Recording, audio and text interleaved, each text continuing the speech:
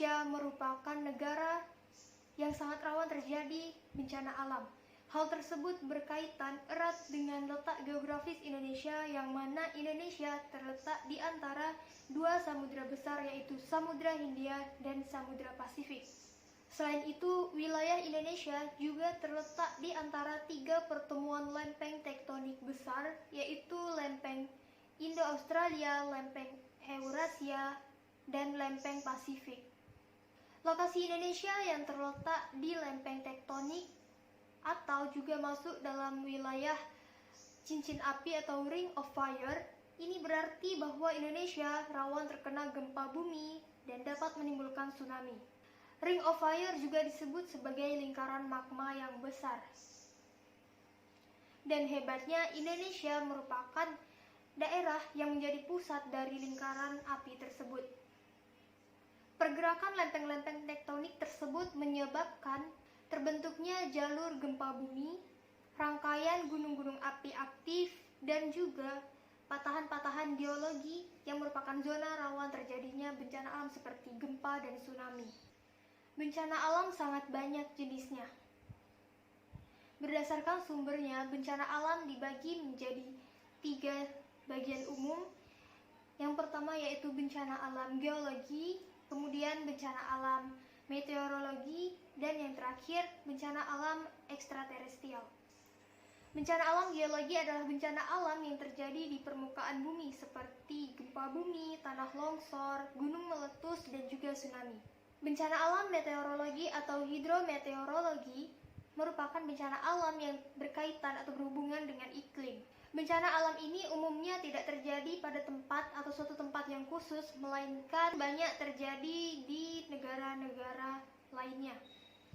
Bencana alam meteorologi atau hidrometeorologi ini meliputi seperti banjir ataupun kekeringan. Selanjutnya yaitu bencana alam ekstraterestrial, yang mana bencana alam ini merupakan bencana yang berasal dari luar angkasa atau benda-benda langit seperti asteroid. Dari rangkaian latar belakang tadi, untuk meminimalisir dampak yang diakibatkan oleh bencana tersebut, kita perlu untuk mengadakan suatu mitigasi bencana. Menurut pasal 1 ayat 6 Peraturan Pemerintah Nomor 21 Tahun 2008 tentang penyelenggaraan penanggulangan bencana, mitigasi diartikan sebagai serangkaian upaya yang dilakukan untuk mengurangi resiko bencana, baik itu lewat pembangunan fisik ataupun penyadaran, serta peningkatan kemampuan dalam menghadapi ancaman bencana.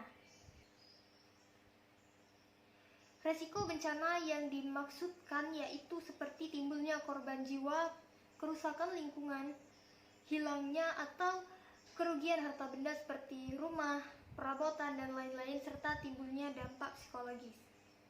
Secara garis besar, mitigasi bencana dibagi menjadi 2 jenis, yaitu mitigasi bencana struktural dan mitigasi bencana non-struktural. Mitigasi struktural merupakan upaya dalam meminimalkan dampak dari bencana, yaitu dengan membangun berbagai prasarana fisik yang berbasis teknologi. Misalnya dengan membuat waduk untuk mencegah terjadinya banjir, kemudian membuat alat pendeteksi aktivitas gunung berapi, menciptakan early warning system untuk memprediksi gelombang tsunami, hingga membuat bangunan tahan bencana atau bangunan dengan struktur yang direncanakan sedemikian rupa sehingga mampu bertahan dan tidak membahayakan para penghuninya.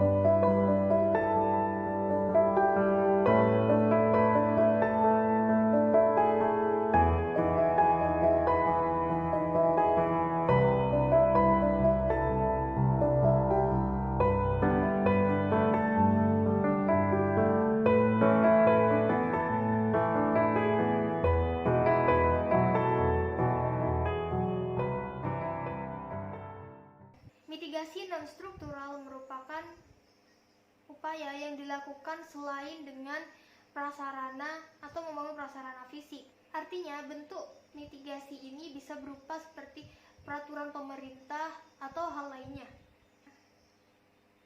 Upaya mitigasi non-struktural ini biasanya dilakukan atau dibuat di daerah yang rawan terjadi bencana alam.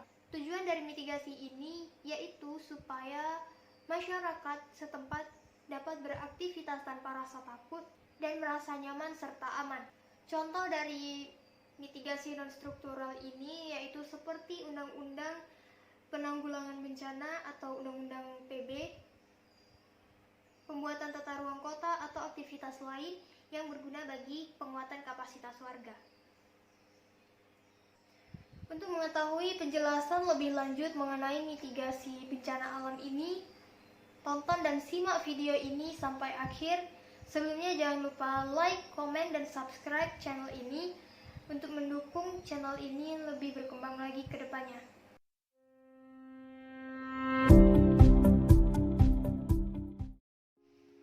Bagaimanakah cara menghadapi gempa bumi sebelum, saat, ataupun sesudah terjadi? Menurut Badan Nasional Penanggulangan Bencana atau BNPB, melalui buku saku kesiapsiagaan, sebelum gempa terjadi, masyarakat diminta untuk menyiapkan rencana untuk penyelamatan diri apabila gempa bumi terjadi. Melakukan latihan yang dapat bermanfaat dalam menghadapi reruntuhan saat gempa. Menyiapkan alat pemadam kebakaran, alat keselamatan standar, dan persediaan obat-obat.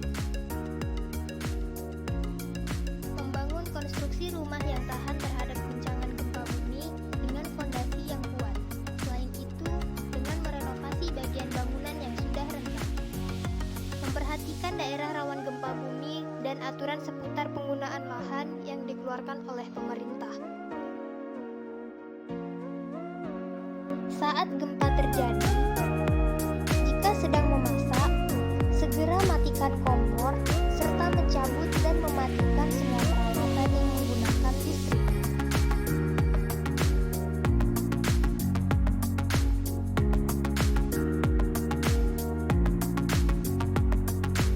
Bila keluar rumah, perhatikan kemungkinan jatuhnya pecahan kaca, genteng, atau material lainnya. Tetap lindungi kepala dan segera menuju ke lapangan terdekat. Jangan berdiri dekat tiang, pohon, atau sumber listrik, atau gedung yang mungkin roboh.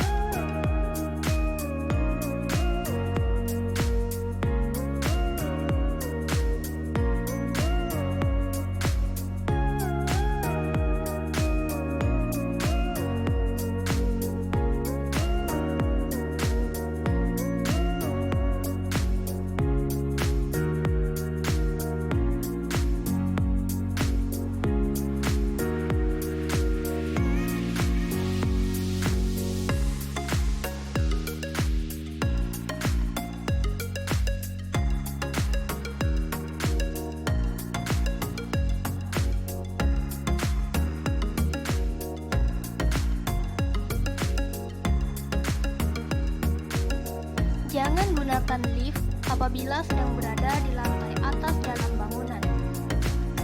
Gunakan tangga darurat untuk keluar. Apabila sudah berada dalam lift, segera tekan semua tombol atau gunakan intercom untuk panggilan kepada pengelola bangunan.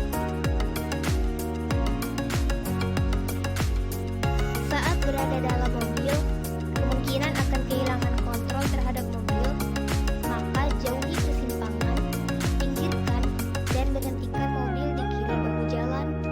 Kemudian ikuti instruksi petugas berwenang dengan memperhatikan lingkungan sekitar atau melalui komunikasi seperti radio dan gawai.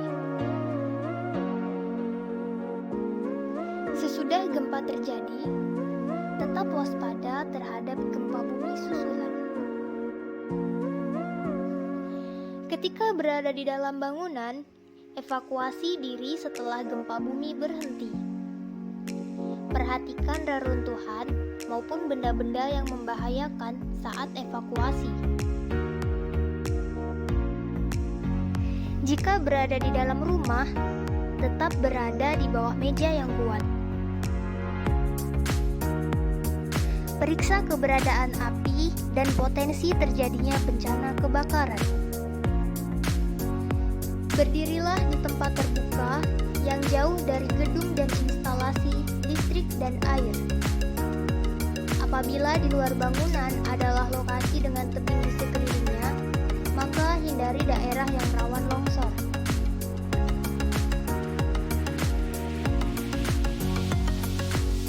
Jika di dalam mobil, berhentilah tetapi tetap berada di dalam mobil. Hindari berhenti di bawah atau di atas jembatan atau rambu-rambu lalu lintas. Dan yang terpenting, jangan panik. Kemudian, ada 10 benda wajib saat bencana menurut buku 1 BMKG. Yang pertama, air minum untuk 3-10 hari ke depan. Yang kedua, makanan untuk jangka waktu 3-10 hari ke depan. Yang ketiga, kotak P3K. Yang keempat, obat-obatan pribadi. Yang kelima, lampu senter dan baterainya. Yang keenam, radio dan baterai. Yang ketujuh, uang, dokumen kependudukan, juga harta berharga. Yang kedelapan, pakaian, jaket, dan sepatu. Yang kesembilan, peralatan seperti peluit, sarung tangan, swatip, pisau serbaguna, pelindung kepala, dan masker. Dan yang terakhir, pembersih seperti hand sanitizer, tisu basah, dan peralatan mandi.